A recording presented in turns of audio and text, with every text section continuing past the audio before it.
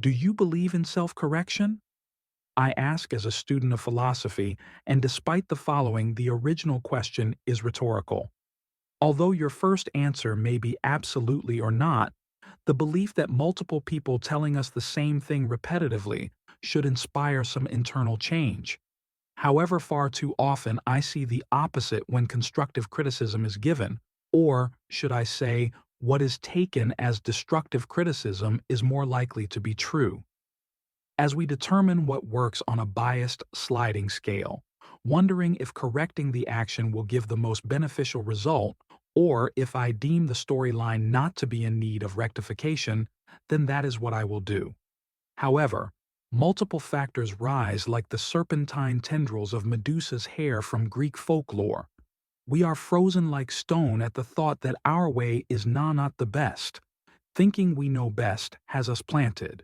As a 100-year-old oak tree, our different belief systems may lend to making real-time adjustments. With the idea that you are the final authority in life, proposes an uncertainty to me. Disagreements, and finding that oftentimes, common ground is camouflaged under the debris of bad decisions. We are required to listen to others' views of our flawed, critical thinking and imperfect reasoning, a skill within itself to be admired and applauded.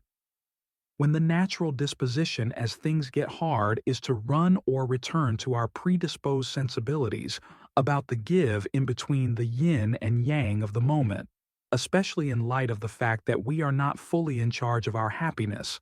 As I once thought, if we were 100% in charge of our own happiness, we would not have that far to go. Happiness does not come before anything and everything else, but is a companion on the road. It's impossible to fully control all happiness as one person, unless you have no family or friends who you care for or care for you. As such is the case, we are responsible for only a portion of our happiness. The things we do, we say, and our interaction with others share a part of the whole in this life.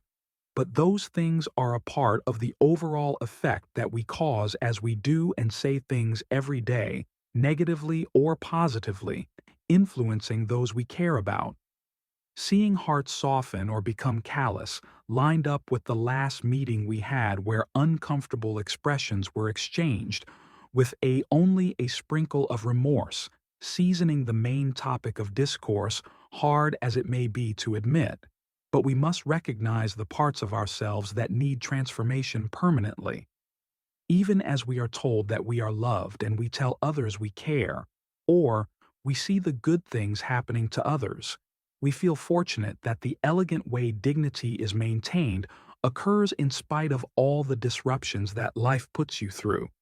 Training ourselves not to use words that are hurtful, which sour the interactions from within aspiring.